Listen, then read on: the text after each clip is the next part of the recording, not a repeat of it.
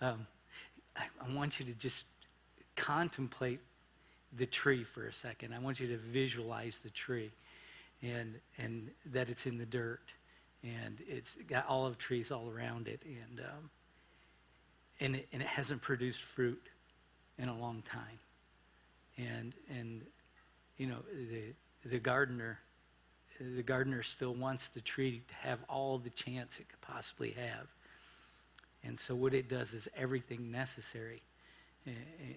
The gardener does, he gets his hands in the manure, you know, and he spreads it around underneath the tree. And it doesn't matter if it's a dirty task or a smelly task to him. And in the good news in the parable is that the gardener in the parable, told by Jesus, pleading to give another year for the fig tree so it'll produce fruit. The gardener is Jesus Christ. He's the gardener. And if we're the fig trees that don't produce fruit, then we've got Jesus on our side. And we've got time. We've got time on our side. And if we're called to act like Jesus ourselves, maybe we ought to think about giving others a little more time. You know, a little more time for them to work through the problems in their life, a little more time for them to reconcile with us, a little more time for us to reconcile with them. Either way, however, the time for us to get our act together is not limited, is it? Because there is a time given. You got a year. And if you don't produce the fruit in a year, we'll have to chop the tree down. And I want us to start right there with that perspective and start thinking about what this parable is trying to tell us, what the words of Jesus are trying to tell us. In perspective means everything. I'll give you some ideas. A peanut is not a nut. It's a legume. Okay? A tomato is not a vegetable. It's a fruit. And figs are a whole nother animal, a whole nother thing. Okay? So I do love them. They're sweet. I love some figs, you know. They're sweet. You know, they're mentioned 62 times. 62 times in the verses. They're sweet. They grow on trees.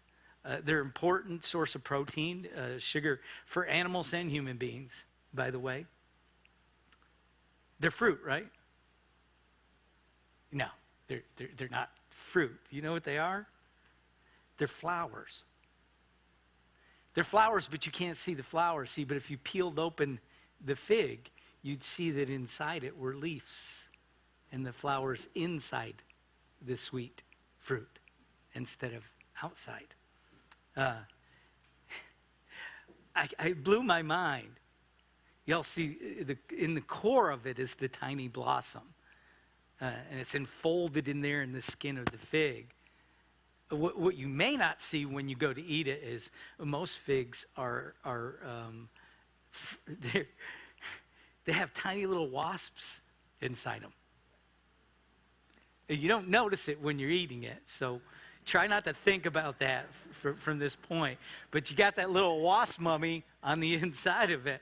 That's because since a fig flowers and blossoms inwardly instead of outwardly, it can't be pollinated in an ordinary fashion. Pollinating insects can't just fly up and land on it and pollinate it so that the flower spreads from plant to plant. So many types of figs are pollinated. They're pollinated by this very tiny wasp, which burrows into it and on the way in loses its wings. So it can't get out, lays its little babies in there, and the babies get out, but they don't damage the fruit.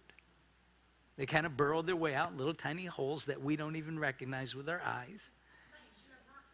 Yeah, I'm sorry.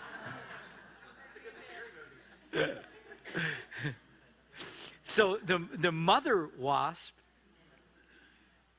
loses her wings and bores into the figs, and she dies in there. So the wasp gives her all to pollinate the fig flower. I'm still eating them too. Didn't bug me one bit, man. I was like, I like figs anyways. I don't care. Wasp and all, you know. That's where the protein comes from. Yeah, that's for the protein. No, probably more than that, but yeah. There's a little protein in there. Tiny little mummy wasp. Yeah. A whole new perspective, Lord. A whole new perspective. Just as the fig flowers are enfolded inside the fig, so we have at least three different but related stories enveloped in this one passage that Jesus is telling us. And it takes Jesus, who will give all, his whole life, everything he is, for us to have new life. And of course, to bring the stories to life. The first one involves the breaking news story. So what had happened were the people were discussing these Gentiles whose blood Pilate had mingled in their sacrifices. And Jesus' response is to contrast the current event with a parable to encourage his listeners and of course to encourage us today. To take a larger view of it, a more eternal view when it comes to our news cycles. They seem to come and go. The ancient historian Josephus records Pilate insisted on displaying this eagle, this imperial eagle in Jerusalem, despite the fact that none of the other Jewish rulers did, because it breaks the first commandment. Thou shalt not have a graven image. Okay? And so Pilate was not the most popular kind of guy. And because of acts like that, there were always these rebellions going on. Matter of fact, later on you'll hear about Barabbas, who is one of those guys that creates a rebellion and ends up, of course, in jail, headed for the cross. But Pilate later reacted to these tax rebellions and other unrest with violence. And the incident that's mentioned here, it's only mentioned in this one place, is one of those things where Pilate had killed these Galileans and mixed their blood with a sacrifice.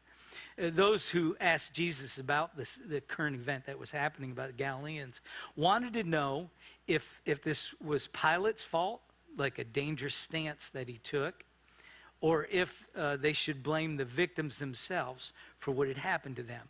That common thought that because you're a sinner, something bad is going to happen to you. And if you're not a sinner, well, of course, nothing bad is going to happen to you. You know, that common thought. And Jesus responded to these Galileans. Don't forget, Jesus is a Galilean, by the way. We're not greater sinners than anyone else. And it may well have been that some of those who were killed were not even guilty of the rebellion. They were just simply in the wrong place at the wrong time. And they got killed because they were there around those other people. But more important is this question. What about ourselves? Regardless of whether we're instigating some historical event or if we just get caught up with them and we're in the wrong place at the wrong time, are we ready to meet our end? Are we ready for that time in our lives? Now, Jesus took things just a step further. He brought up another incident, a breaking story about the fall of the Tower of Siloam. And it caused 18 people who happened to be in the wrong place at the wrong time to be crushed and killed. And once again, he made the point that none of us knows what each day in our life will bring to us during that day. So the question remains, are we ready for what comes after this life on earth? Are we ready for whatever that is? Boy, there's some serious looks on your faces now. Right? You're waiting for the hellfire and brimstone, aren't you? I'm not really going to preach that. That's okay. I mean, you can wait for it. It's okay. It's okay. See, these are reminders of how unpredictable life can be. And Jesus offers us a parable that brings both a warning and a hope at the same time. In the parable, the master demands that the fig tree planted amid the olive trees be cut down because it isn't producing any fruit. The gardener asks for another year to fertilize it, to tend the tree before cutting it down. The gardener plans to take these emergency measures. He'll get his hands grimy with smelly, dirty manure for this tree. He'll get down in the dirt. He'll dig up what's going on around the roots. He'll take the manure, he'll put it in there real good, and he'll cover it with some topsoil. Yeah. He doesn't mind this smelly hands-on task as long as it'll get the job done. It'll produce some fruit, you know? Nor would Jesus shy away from his most difficult tasks for us, whether it's washing his disciples' feet and drying them to teach us how to be servants of each other, or the slaps in the face, being spat upon, the stripes of the whip, or even the death of the cross. He's willing to get down in the dirt, in the manure, in whatever dirty task is necessary. Because to him, we're like the fig tree, and he wants us to produce the fruit. So he wouldn't shy away from the moment. He will give his all, like the wasp, pollinating the flower inside the fig. Like the good gardener, trying to save that one tree in the midst of many olive trees already producing. That one tree. That one of the 99, the one of the 100 that's left. He'll work on that. Of course, the obvious interpretation of the parable is that the Father is the master and Jesus is the gardener. But Luke's parable invites us to dig a little deeper. That's one sign of a great storyteller, by the way, is when we want to know a little bit more. We want to dig a little bit deeper. I got to tell you, I am listening to Enoch, the first book of Enoch right now. And I am amazed at the information that is in this book. If you have never listened to it or read it, you want to know about the angels? Enoch will tell you all about the angels. All right. Now, and we do have, remember what happened with Enoch? Does anybody remember what happened with him? He was taken up in the chariot of fire. He did not die, by the way. Did not die. For everlasting. Anyways, that was one of those deep stories. I want you to put yourself in the parable. Now, most of us have been both the gardener, where we're trying to save the bush or the tree or some of you even the fruit or the vegetables in your lawn, and doing everything you can to try to make them work. And do you remember ever giving up on a project? Now, see, I'm the worst about this. Ask Pam. What's my philosophy? It either grows or I take it and toss it. That's it. There is no way. I'm not digging around. We're just pulling that thing up and it's going, So all my plants are hardy. They know, shoot, better grow or he's just going to dig us up and toss us, man. Have you ever given up on a project? You ever given up on it? Have you ever given up on a person? Have you ever done that? I think I've done both of those. Although it's not in my nature to give up, I have. Did you ever dig up the roots of a tree and cut down and take it out and throw it away? No more forgiveness for a former friend or a member of the family that's estranged. or somebody who's just out and out an enemy seem to be tearing into your life? Have you ever given up? I think conversely, we have been the good gardener too and pled for more time or one more chance for somebody to rehabilitate. Been the one that said, let's not give up on them. Let's not give up on them. The gardener that asked for the time. And time, see, time is the key ingredient here. Not only in the gardener's plan to save the tree, but also in the plan of salvation that Jesus has for each one of us. Sometimes we ask, come Jesus, come, and we wonder why he hasn't been here yet. Why he hadn't come back yet. Why it isn't all fixed yet. You want to know the reason? A lot of us are like the fig tree. He's just not willing to give up yet. So we ask the Father for more time. More time for you. More time for me. Let's go back to Pilate for a moment. Remember what happened to Pilate? They bring Jesus to him, and he cannot find anything wrong to kill Jesus. Right? He has him scourged, beaten, brings him back, and, still can't find enough wrong to kill him. And they're screaming out, crucify. And he gives them another chance. He says, look, I usually let somebody go. How about this Jesus, King of the Jews? No, they want to send Barabbas out. Right? And what does Pilate do? He's frantic. He doesn't know what to do. He thinks there's going to be a rebellion that could cause some real problems politically. And what does he do? He has them bring a bowl. He washes his hands. He says, hey, this isn't on me. This is on you. He feels rushed for time. And he puts the blame back on those who are calling out, crucify. Those who are the priests and the elders and the teachers of the law. Puts it back on them. In contrast with the story of the woman caught in adultery. Remember her?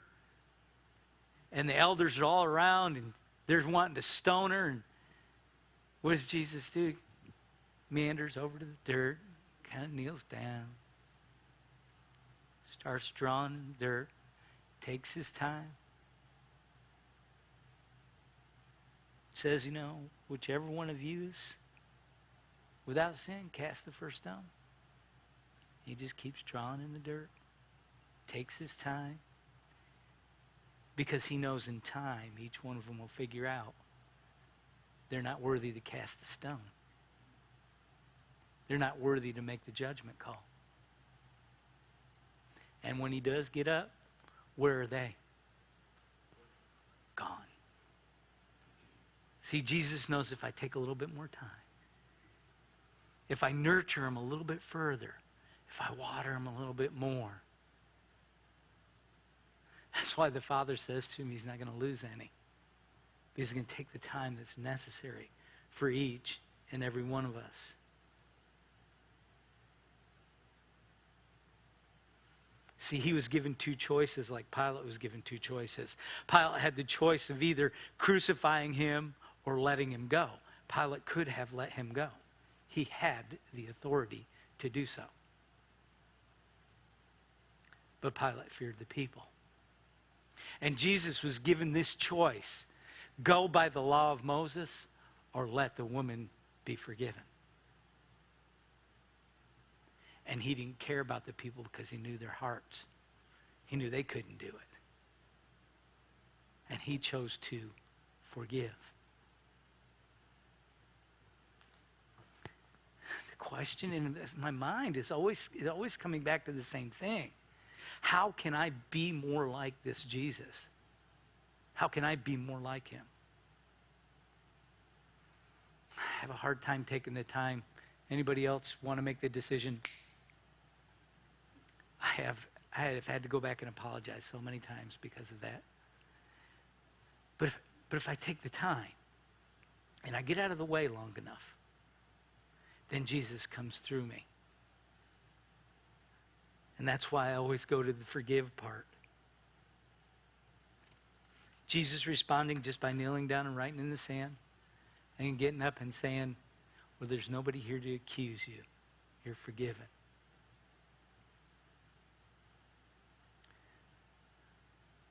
Our never-ending news cycle that we have, it seems to give us another thing and another thing and another thing, and we encourage these lengthy reflections on it, and we jump from one event to another, certain that each one of the events that happen in this world are going to shake our existence. It's all a crisis for us, and we can't seem to forget the true matter. For everything for us is like right now, right now, right now, right now. Like we don't have any time to reflect, or we don't have any time to have a prayer. Everything for us is like that in the news, in our lives. And it's like there's no room in there for the eternal truths of love and faith and hope and peace. No way for the living word of truth to penetrate, because we're pushed for time like Pilate.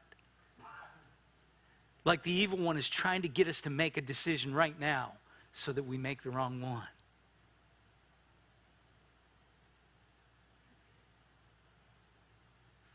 And we forget that that living word of God is living, moving, and breathing amongst us, sitting next to us, surrounding us, within us. See, the parable concludes without even telling the ending. The gardener's never given another year to enrich and save the tree. Or maybe it's really a soul that Jesus is talking about here. Will he succeed?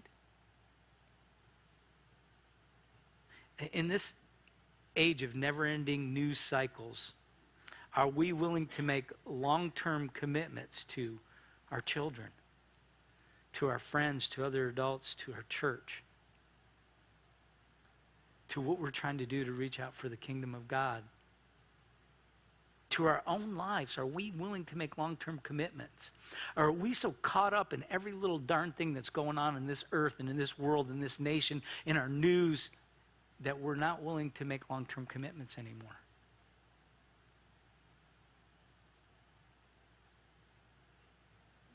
Are we ready for the next life? We are talking about an eternal commitment here.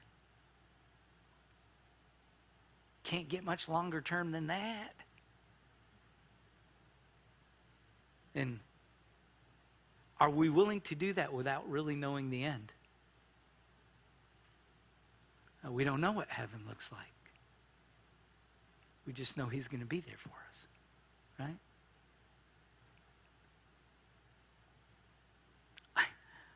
I guess Jesus would say we're worth smelling the manure. I guess that's what I would feel from it. He would say we're worth taking the time for. I think our lives deserve revival, just like the fig tree deserved the chance.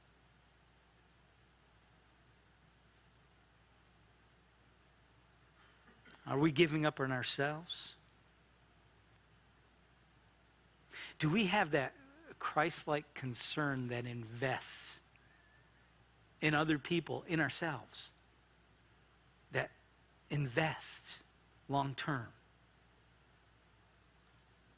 Not just for us here, but for the rest of the world. We had started down that path, and I fear we've fallen off of it a little bit. We are all brothers and sisters, and no matter where we came from the same source. And my question is, are we willing to invest long term in all of us? See, God is the Lord of time. He's not subject to time. He's not subject to those things that devour cultures. And God is giving us that time that we need now. In God, when he's ready, he closes out that time for each one of us. Closes it out. And then he opens up the door to something greater, a greater piece of time for us, eternity. So even when I say, are we ready? What I really wonder is if we would take this intentional step backward on our day of Sabbath from the demands of the world, and if we would take the time to enter this holy place, the place God set up for us as an example of the seventh day of creation, that will help us better determine which are important tasks that involve some serious manuring,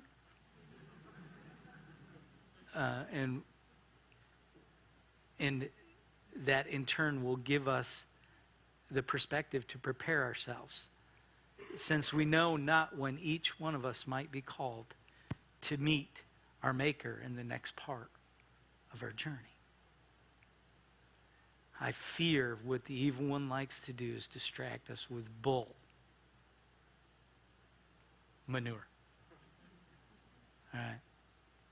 Instead of allowing us to see bigger pictures and more important aspects of our life, like our relationships with each other and our relationships with God. Hope you're able to glean something from that. Maybe so, in the name of the Father and of the Son and of the Holy Spirit. I think we need a little revival.